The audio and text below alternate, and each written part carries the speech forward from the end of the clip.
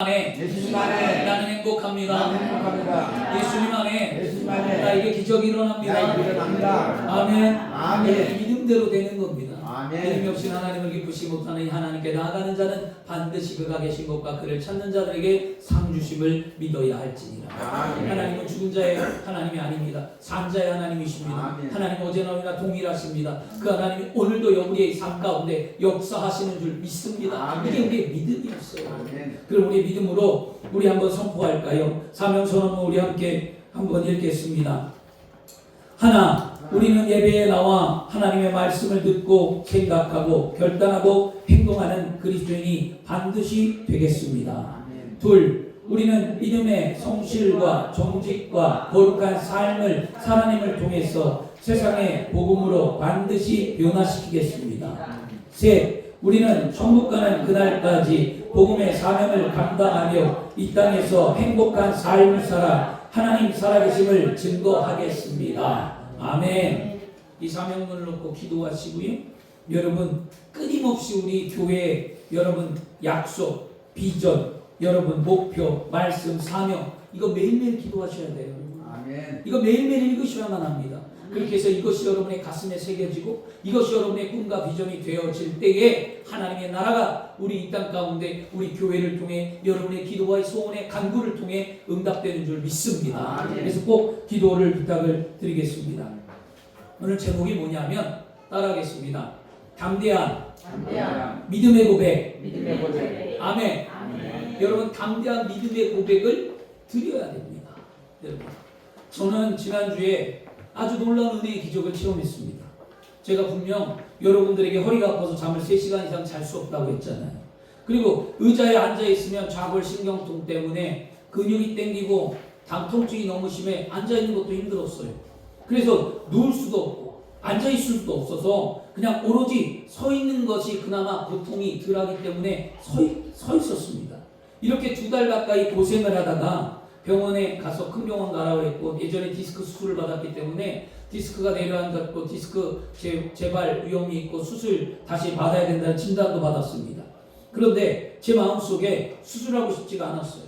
그리고 내가 하나님이 고쳐주실 것 같다는 믿음이 생겼어요. 아멘. 그래서 지난주 추수감사절날 아침 저녁으로 제가 기도했습니다. 기도하는데 갑자기 저녁에 하염없이 눈물이 흘렀어요.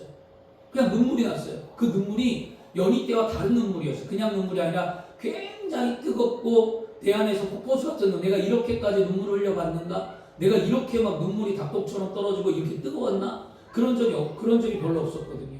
그날 저녁에 기도하는데 막 눈에서 눈물이 쏟아지기 시작했어요. 그리고 제 입의 고백은 뭐냐면 주님 저를 불쌍히 여겨 주옵소서. 이 아픈 허리를 고쳐 주옵소서. 제가 잘못했습니다. 주님 저의 죄를 용서해 주세요 하고 회개 기도를 드렸습니다. 그리고 분명히 알았습니다. 내가 기도하지 아니하니까 하나님이 나를 고통 가운데 두셨구나. 그렇다면 내가 기도하면 하나님은 나를 반드시 고쳐 주시겠구나.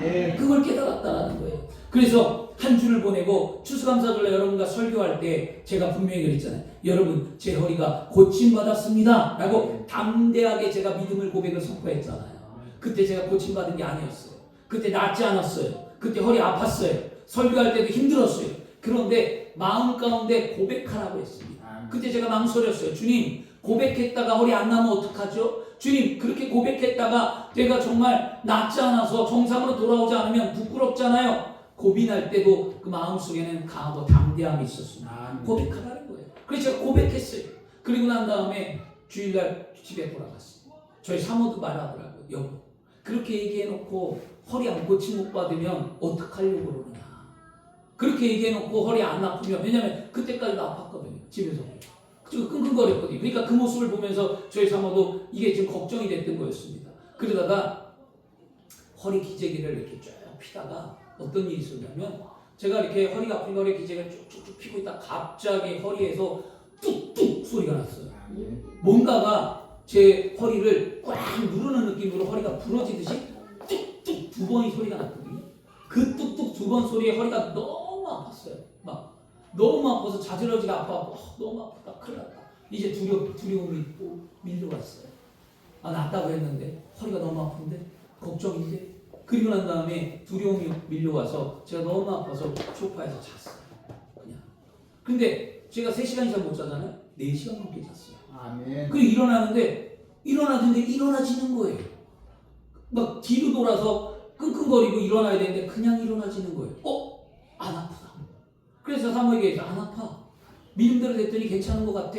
그리고 난 다음에 그날 저녁에, 주일날 저녁에 월요일 아침까지 몇 시간 잤냐? 8시간 잤어요. 아멘. 한 번도 깨지 않았어요. 8시간. 그리고 난 다음에 더 점점 어떻게 회복됐냐면요, 제가 일어날 때 거꾸로 일어나거든요. 침대에서 이렇게 누워갖고 뒤로 내려가갖고 뒤에서 이렇게 일어나요. 앞으로 절대 못 일어나요. 허리 때문에. 그런데 앞으로 벌떡벌떡 일어나게 되었어요. 아멘. 그냥 일어난 자리 일어나게 되었어요. 하나도 안 아프더라는 거예요. 점점 통증이 사라지기 시작하면서 일주일이 지나면서 통증이 거의 사라졌어요. 지금. 그래서 완전히 치료되었구나 깨닫게 되고 알게 되었습니다. 그리고 잠도 잘 자고 모든 것이 회복되었어요. 여러분. 그리고 난 다음에 제가 하나님께 감사하며 깨닫는 게 뭐냐? 믿음의 담대한 고백이라는 거예요. 아멘. 여러분, 믿음의 고백을 해야만 합니다. 주 안에 사랑하는 여러분, 이런 하나님의 은혜의 기적이 분명 어떻게 일어났습니까? 생각을 바꾸고 믿음의 말을 하고 영적인 깨달음을 얻고 간절한 눈물의 회개의 기도를 통해 하나님이 은혜를 베풀어 주셨다는 거예요. 그러면 믿음의 확신이 왔을 때, 믿음의 확신이 올 때 어떻게 하면 담대하게 선포해야만 합니다. 제가 주의 종이라서 저에게만 하나님이 그런 은혜를, 기적을 주시는 걸까요? 아닙니다, 여러분.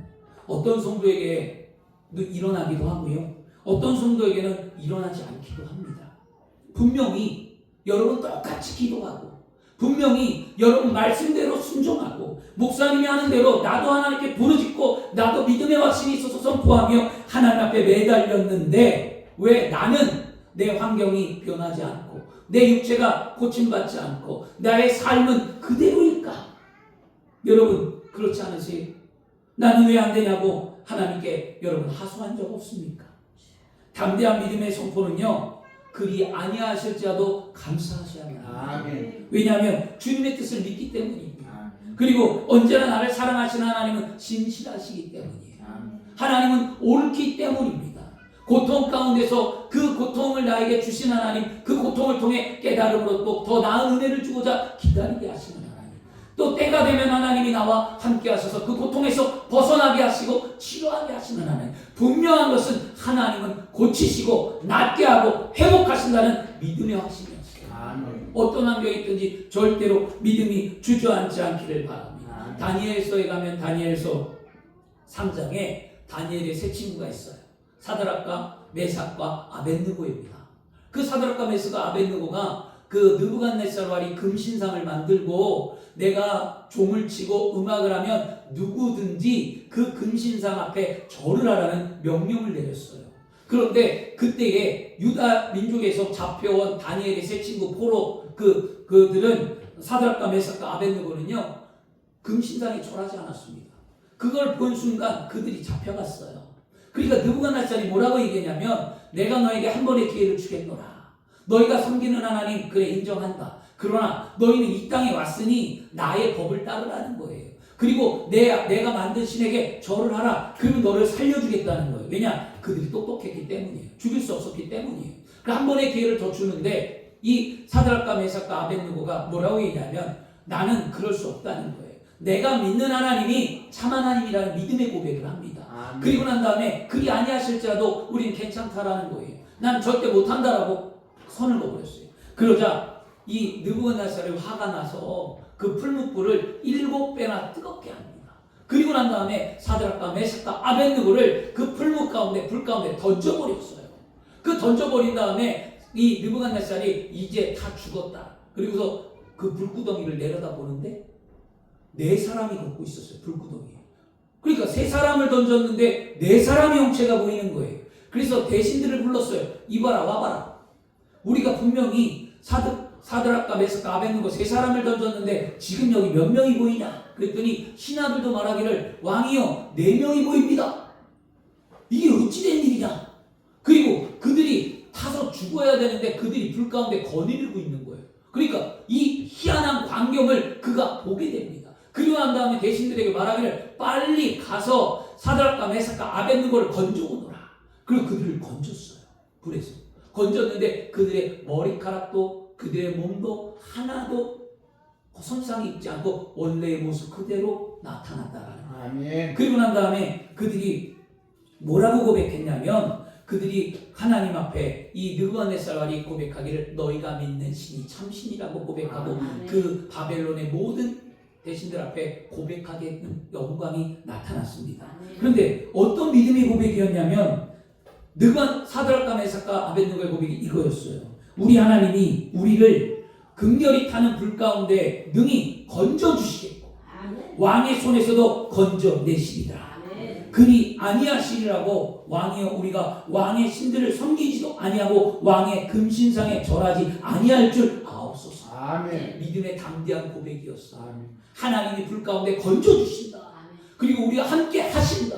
그렇지만 그렇게 아니하신다 할지라도 하나님이 우리가 믿는 하나님이 우리를 건지지 아니고 우리가 불 가운데 죽는다 할지라도 나는 왕의 금신상에 절하지 아니하라는 믿음의 담대한 고백이 그들의 신앙 가운데 기적을 만들었다. 아멘. 여러분 우리는 그런 믿음의 고백이 있습니까? 여러분은 주저하지 않는 믿음의 삶의 고백을 드리며 살아가고 있습니까? 오늘 기억해야만 합니다. 주 안에 사랑하는 여러분, 우리의 믿음이 흔들리지 않는 한 반드시 하나님의 은혜와 기적은 일어납니다. 그러므로 절대 실망하거나 낙심하거나 여러분 낙심하지 말고 합력하여 손을 이루시는 하나님을 바라보기를 축원합니다. 환경이 열리고 고쳐주시면 그것도 감사하고 환경이 열리지 않고 고침을 받지 못하면 그리 아니하실지라도 그 속에서 하나님의 뜻을 발견하고 감사하시길 바랍니다. 그것이 우리의 신앙이잖아요. 여러분 주 안에 사랑하는 여러분, 하나님은요 담대한 믿음이 없는 사람은 절대 사용하지 않아요. 믿음이 없는 사람과 손을 잡거나 일하지 않습니다. 오늘 여러분이 믿음이 있어야 됩니다. 구약에 가면 열왕기상 17장에 가면 담대한 믿음의 고백을 한 사람 다윗의 이야기가 나옵니다. 다윗은요 하루는 블레셋 군대가 이스라엘을 쳐들어와서 싸울 때 이렇게 얘기합니다. 나와 겨루어 이길 자가 있으면 나오라! 라고 소리쳤어요. 그게 누구냐? 바로 골리앗이었습니다. 이스라엘의 진영에는 그 골리앗을 상대하겠다는 용사가 단 한 명도 없었습니다. 그래서 사울의 마음에 근심이 있고 걱정이 있어 골리앗과 싸울 용사가 과연 우리 나라에는 없는가 그가 고민할 때에 소식이 들렸어요. 왕이여 걱정하지 마소서, 골리앗과 싸우겠다는 자가 나타났습니다. 그러니까 사울이 말합니다. 그가 누구인지 나에게 데려오라. 그리고 나타났어요. 그런데 보는 순간 사울은 마음에 근심되었어요. 왜냐? 다윗의 용안이 목동이었어요. 얼굴이 맑았고 살구빛처럼 뽀얗고 그 다음에 젊고 애기 같고 아주 그냥 야들야들한 목동 소년이었습니다. 용사로 하기에는 너무나 부족했습니다. 그에게 갑옷도 입혀보고 칼도 주고 해봤지만 그는 싸울 수 있는 모습이나 행동은 아니었습니다. 근데 다윗은 사울의 그 얼굴을 본 다윗이 사울을 향하여 말해주었어요. 뭐라고 하냐면 이렇게 말하죠. 왕이여 걱정하지 마소서, 주께서 곰의 발톱에서 나를 건져내셨은지 저 블레셋 사람에 대해서도 나를 건져내시리. 그리고 단호하게 믿음의 고백을 하고 골리앗을 향하여 나가서 싸울 때는 다윗이 뭐라고 했습니까? 사무엘상 17장 47절에 야훼의 구원하심이 칼과 창에 있지 아니함을 이 무리로 알게 하리라. 전쟁은 야훼께 속한 것인즉 그가 너를 우리 손에서 붙드시리라. 그리고 고백하고 담대하게 뛰어나 물맷돌을 던질 때에 그 물맷돌이 골리앗의 인중 맞박에 맞아 그가 쓰러졌다는 거예요. 여러분 인간적으로 계산으로 보면 다윗이 골리앗을 이길 승산은 조금도 없어요. 1%도 안 됩니다. 나이 어린 목동과 용장가의 대결의 결과는 불보듯 뻔합니다. 여러분의 환경이, 여러분의 삶이, 여러분의 놓여있는 모습이 믿음 안에서 부딪히고 볼 때에 실망하고 낙심하고 도저히 제 현실을 이길 수 있는 힘이 없다 한다면 여러분 믿음의 눈을 열어 보시길 바랍니다. 현실을 뛰어넘는 하나님의 능력을 믿으시길 바랍니다. 이게 우리의 믿음이 되어야 되잖아요. 여러분 다윗이 죽으면 죽으리라는 믿음 앞에서 하나님이 다윗의 말씀을 부여잡고 선포한 그 담대한 믿음의 고백대로 골리앗을 무찌르고 하나님은 다윗을 높여주시고 하나님의 영광을 드러내게 하셨다는 거예요. 주 안에 사랑하는 여러분, 다윗이 골리앗과 싸움에서 이길 수 있었던 것 뭐라고요? 담대한 믿음의 고백이에요. 아멘. 여러분 안에 담대한 오늘 믿음의 고백이 있습니까?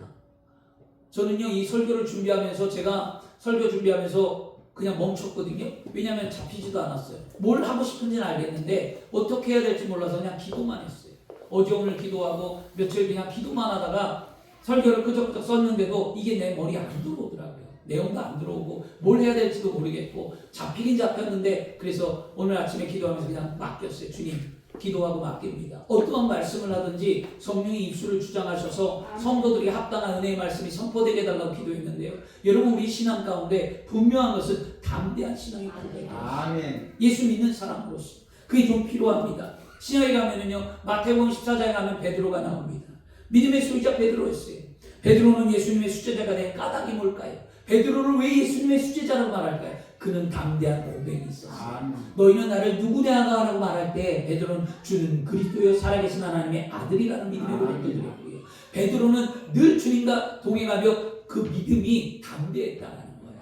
그런데 어느 날 갈릴리 호숫가에 칠흑 같은 어둠이 없고 밤에 집채만한 파도가 밀려오고 배가 나뭇잎처럼 흐느끼며 배가 곧 침몰하기 직전이었습니다. 그런데 그때에 베드로가 저 멀리서 하얀 물체를 보는데 그게 주님처럼 보였던 거예요. 그러니까 베드로가 고백합니다. 만일 주시거든. 놀라워요. 누구도 주님이라고 생각하지 않았어요. 갈릴리 호숫가에서 하얀 물체를 보면 유령이라고 생각하고 그 물체를 본 사람들은 다 죽는다라는 그런 말들이 그 갈릴리 호숫가에 퍼져 있었습니다. 그럼 어부들은 절대 유령을 보면 안 돼요. 유령을 보면 그냥 죽는 거예요. 그 사람은 살 수가 없는 거예요. 그런 게 통상적으로 다 퍼져 있는 그때에 베드로는 유령이라고 생각하지 않냐고 주님을 보았다. 아멘. 그리고 만일 주님이시거든 나를 명하여 무리로 걷게 하소서 말할 때 주님이 뭐라고 하냐면 오라라고 말합니다. 아멘. 주님의 음성을 듣자마자 베드로는 담대하게 물에 뛰어들었습니다. 파도가 넘실거리고 바람이 불고 배가 흔들리고 현실과 환경을 주저하지 아니하고 주님의 음성을 듣자 베드로는 그냥 나간다는 거예요. 아멘. 여러분의 주님의 음성이 어떻게 들리십니까? 오늘 주님의 음성이 뭐라고 나에게 말씀하십니까? 그 주님의 음성을 붙들고 여러분의 신앙 가운데 앞으로 나가야 될 줄 믿습니다. 베드로가 그때 나갈 때 그는 물 위를 걸었다라는 거예요. 오늘 주 안에 사랑하는 여러분, 눈에 보이는 것과 손에 잡히는 것과 귀에 들리는 것 앞길이 칠같이 어두울지라도 하나님 말씀 위에 서서 담대한 믿음을 가지고 여러분이 환경이 다가오는 여러 가지 어려움을 능히 극복하고 승리할 수 있음을 믿으시길 바랍니다. 아멘. 기적은 담대한 믿음의 고백을 통해 이루어진다. 따라하겠습니다. 기적은 기적으로 담대한 믿음의 고백으로 담대한 믿음으로 이루어진다. 이루어진다. 아멘. 아멘. 오늘부터 담대하십시오. 아멘. 오늘부터 고백하십시오. 아멘. 믿음으로 선포하십시오. 아멘. 그 선포가 기적을 만든다. 아멘. 그게 안 돼요? 믿음이 약한 거예요. 왜 안 됩니까? 부끄럽습니까? 창피합니까? 그러면 화장실에 가서라도 하고요. 혼자 있을 때라도 하고요. 남들 앞에 부끄러워서 담대함이 안 생기면 나 혼자 있을 때라도 고백해야만 합니다. 아멘. 그럴 때 세상 가운데 담대하게 말할 수 있는 거예요. 여러분, 그게 쉬운 건 아니죠. 저도 걱정스러웠고 했지만 하나님의 믿음은 그게 아니에요. 되게 하신다.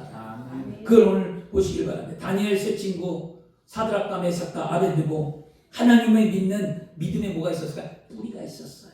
그래서 그리 아니하시자는 담대한 고백으로 그가 승리를 이루었잖아요. 오늘 다윗은 골리앗과 싸울 때 전쟁은 하나님께 속한 것이라는 담대한 믿음의 고백이 어디서 나왔습니까? 그의 신앙의 뿌리에서 나온 거예요. 흔들리지 않는 그 신앙의 뿌리. 그 다음에 베드로의 이 폭풍 가운데 주님이심을 알고 주님의 명령을 듣고 폭풍에 뛰어든 베드로는 무엇 때문에 그런 담대함이 있었을까요? 예수 그리스도를 믿는 신앙의 뿌리가 있었다. 아멘. 여러분, 주 안에 사랑하는 우리가 담대한 믿음의 고백을 할 수 있는 것은 분명 뭡니까? 신앙의 뿌리가 있어야 된다. 아멘. 뿌리는 다른 말로 말하면 정체성이라는 말을 하거든요.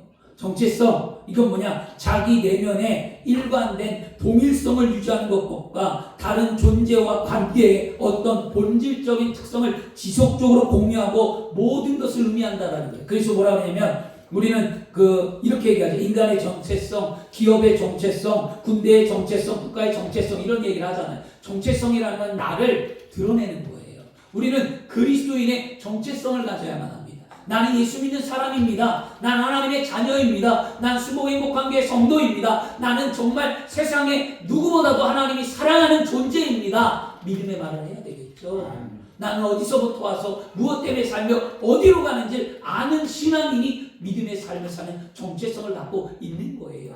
그리고 그 안에 감격으로 어디든지 예수 믿는 증거를 드러낼 수 있고 말할 수 있는 사람이 정체성이 있는 거예요. 오늘 그런 삶이 되길 바랍니다. 여러분, 그래서 정체성, 우리 그리스도인의 정체성에 대해서 신앙의 뿌리는 하나님과 예수님과 성령 삼위일체 하나님을 믿는 신앙이잖아요. 그래서 예전에 우리나라가 어려울 때 아이들을 뭐 했습니까? 6.25 동란이 끝나고 난 다음에 고아가 많으니까 고아를 헐투복지로 해갖고 사실 외국으로 보냈잖아요.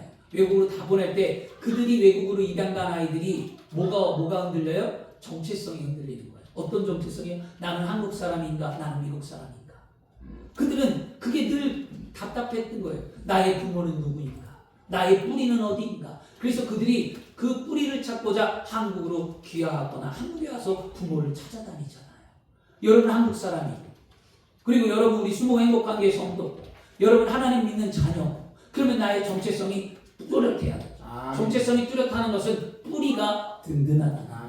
뿌리의 신앙을 오늘 가져야, 신앙의 뿌리가 든든해야, 믿음의 뿌리가 든든해야 믿음의 고백을 할 수 있는 거잖아요. 오늘 말씀의 결론을 골로새 2장 7절로 내리려고 하는 거예요. 뭐냐? 그 안에 뿌리를 박으며 세원을 받아 교훈을 받은 대로 믿음에 굳게 서서 감사함을 넘치게 하라. 그 안에서 뿌리를 박으래. 그 안이 누굽니까? 그 윗구절에 말하죠. 주 예수 그리스도를 믿는 구원받은 하나님의 자녀들이라고 해요.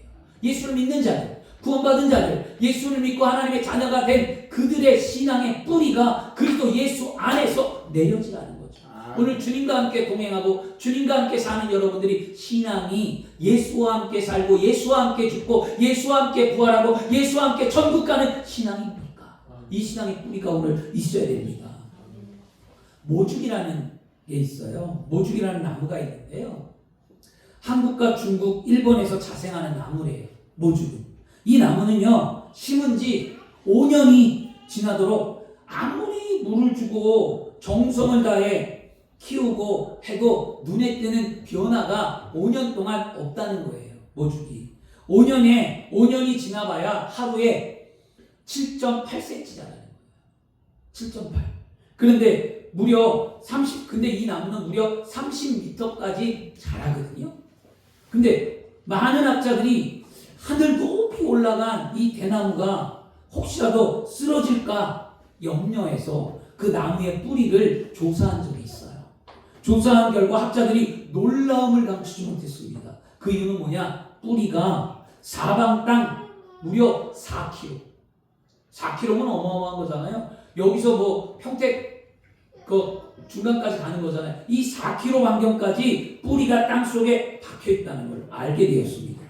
5년 동안 자라지 않는 것이 아니라 5년 동안 땅 속에 뿌리를 깊이 새겼다.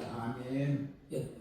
여러분의 신앙이 눈으로 드러나지 않는 것 같고, 남편의 신앙이 자라지 않고, 아내의 신앙이 자라지 않고, 가족의 변화가 없고, 교회가 변화가 없고, 우리가 변화가 없는 것처럼 느낄지는 모르겠지만, 여러분 분명한 것은 하나님의 은혜로 말미암아 우리의 신앙의 뿌리가 흔들리지 않도록 깊이 내리는 시간이라는 거예요. 그러고 난 후에 하나님이 복을 주어도 흔들리지 않고, 그리고 난 후에 환난이 와도 이기고, 그런 사람만이 하나님의 영광을 누릴 수 있는 거예요. 그래서 지금 실망하지 말고 고백하시길 바랍니다. 우리의 신앙이, 따라해서 우리의 신앙이 뿌리를 내리는 시간이다.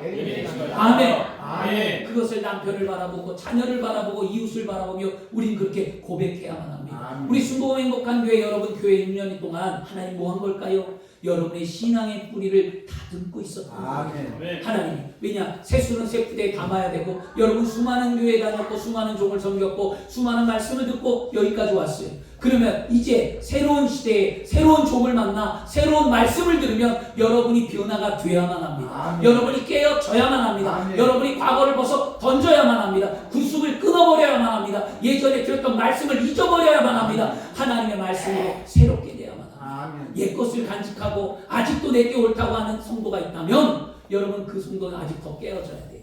그런 성도에게 하나님 복을 안 줘요. 우리 교회 복 줄 때. 왜 나는 못 받냐고요? 왜 나는 안 되냐고요? 그렇게 얘기하겠죠. 여러분이 깨어져야 하나님이 주시는 거예요. 변화돼야만 하나님이 하시는 거예요. 여러분 변화의 물결에 함께 가기를 원합니다. 우리 교회 하나님이 언제 하늘문을 열고 수많은 은혜와 복을 주실지 아무도 몰라요. 그때를 향하여 내가 변화되리라. 주님 내가 깨어지리라. 내가 새롭게 태어나리라. 정금같이 나를 태어나게 하시는 하나님, 나를 만들어달라고 고백해서 우리는 준비되어야만 합니다. 그때가 되었어요. 이 모죽이 자라는 것처럼 하나님 우리 신앙을 견고하게 하시고 깨닫게 하시고 변화되게 하시며 우리를 새롭게 하시는 하나님이 우리에게 지금 이제 때가 되어 은혜의 축복을 줄 때가 되었다는 변화를 만드시길 바랍니다. 여러분 그러기 위해 한 주간 이제 12월 달 되면 여러분 뭐 해야 합니까? 여러분 나눠드린 거 기도 제목 꼭 써서 제출하십시오. 그리고 이거 제출하시면 여러분 12월 달에 제가 20일을 기도하면서 이제는 그냥 안 해줘. 그냥 기도 안 할 거예요. 저도 하나님께 준비하고 20일 진짜 열심히 기도한 다음에 성도를 위해 간절히 여러분 안수기도 해줄 텐데 여러분 기도하고 준비하고 이거 내시길 바랍니다. 여기 보면 여러분의 기도 제목들이 한 해 동안에 쭉 있어요. 이거 몇 년치예요? 이거 6년치 다 갖고 있어요. 제가.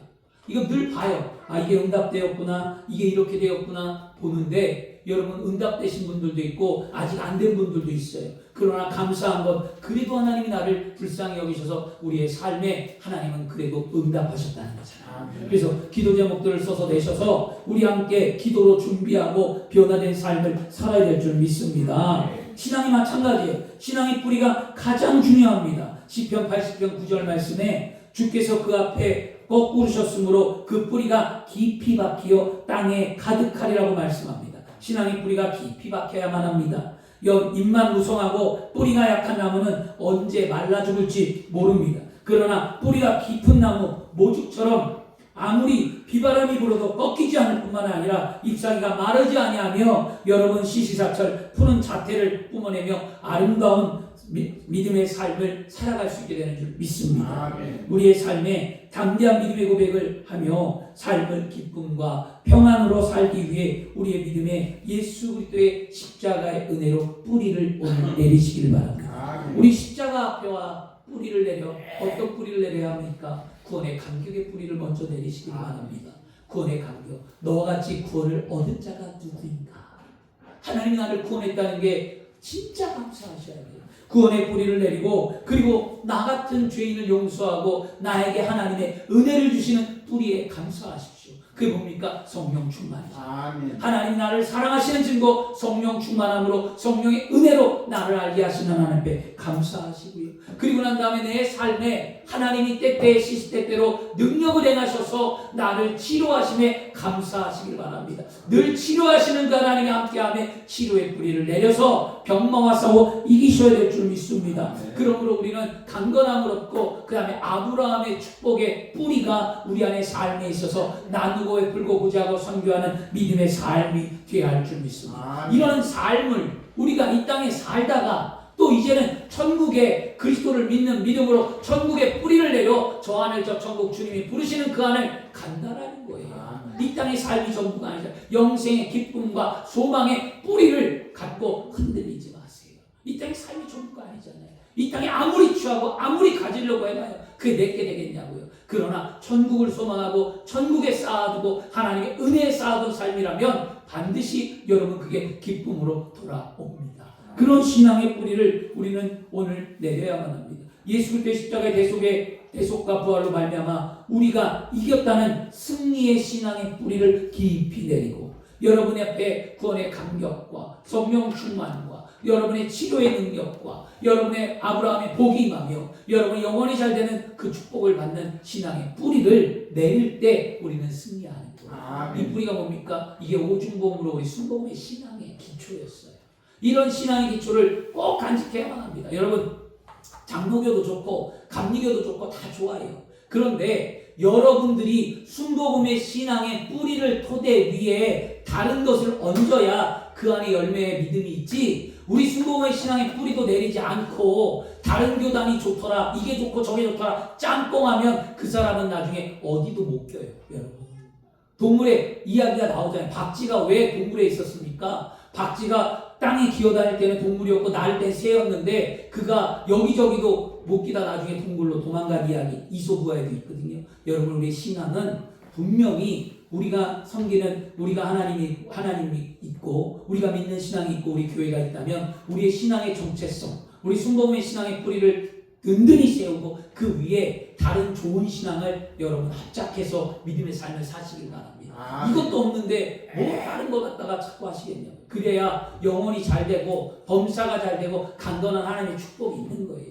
영혼이 잘 되는 길은 말씀 가운데 순종하는 길이에요. 말씀 가운데 순종한다는 것은 주의 종이 선포한 말씀에 따라 믿음의 삶을 살아갈 때에 여러분이 영혼이 잘 되는 거예요. 그 영혼이 잘 되면 범사의 모든 것들이 형통하고 하나님의 은혜가 되는 거예요. 순종이 제사보다 낫다 그랬습니다. 순종하는 오늘 귀한 성도가 되시기를 바랍니다. 아멘. 그렇게 해서 순종하고 뿌리를 내리면 뭐하라 하냐면 오늘 그렇게 얘기하죠. 그 안에 뿌리를 박으며 세움을 받으래요. 세워지라는 거예요. 이제 우리 세울 때가 되었습니다. 세우다는 건 뭐냐면 뿌리 박은 터 위에 이제 계속 성장해 나가라는 뜻이에요. 이거는 세움은 성장해 나가라. 어제보다 오늘이 낫고 오늘보다 내일이 낫고 이번 달보다 다음 달이 나은 신앙이 돼야만 합니다. 아멘. 똑같은 걸음이 아니에요. 생각이 바뀌고 환경이 바뀌고 여러분의 믿음의 모습들이 변화되어 나날이 나아지는 그리스도인의 삶이 되어야 할 줄 믿습니다. 아멘. 그래서 우리의 신앙이 이제 세워짐을 갖고 그 세워짐을 가지면 어떻게 하라는 거예요? 교훈을 받은 대로 믿음에 굳게 서서 감사하라는 거예요. 여러분 믿음의 담대한 선포가 어떻게 나옵니까? 신앙의 뿌리가 있고 신앙으로 말미암아 세워지고 교훈을 받아 마음에 강하고 담대함이 생겨 감사하다고 선포합니다. 믿음의 말을 선포할 때 기적은 나타나는 겁니다. 아멘. 오늘 우리는 기억해야만 합니다. 내 안에 원망이 있고 내 안에 불평이 있고 내 안에 탄식이 마음속에 있다면 영혼의 상태가 지금 병든 거예요. 담대한 신앙이 그런 사람은 담대한 신앙이 아닙니다. 반대로 기쁨과 감사가 넘쳐나며 영혼은 건강한 상태예요. 아멘. 그런 사람들에게는 담대한 신앙의 고백으로 아름다운 열매가 맺게 되는 줄 믿습니다. 아멘. 오늘 여러분 말씀을 마치고자 원합니다. 우리의 담대한 믿음의 고백을 할 수 있는 것 뭐라고요? 믿음의 뿌리 예수 그리스도의 십자가를 통한 우리에게 하나님이 주신 복음의 뿌리가 든든히 세워주셔서 하나님의 축복의 줄기를 통해 우리의 신앙이 세워지고 내 삶이 믿음의 담대한 고백으로 여러분 승리를 만들어 나갈 때 우리는 아름다운 성도, 아름다운 하나님의 자녀, 아름다운 교회를 섬기는 삶이 되는 줄 믿습니다. 그래서 예수 안에 행복하셔야 돼요. 예수 안에 기쁨을 누셔야 될 줄 믿습니다. 오늘 저와 여러분들이 그런 삶을 반드시 살아내고 저에게 주셨던 하나님의 은혜가 주의 종에게만 주신 은혜가 아니라 여러분의 삶에도 반드시 나타나 목사님 저도 담대했더니 이렇게 변화되고 이렇게 되었어요. 나는 그런 은혜의 간증의 소리들이 우리 교회 안에 넘쳐나기를 그리스도의 이름으로 축원합니다. 아멘. 기도하겠습니다. 좋으신 아버지 하나님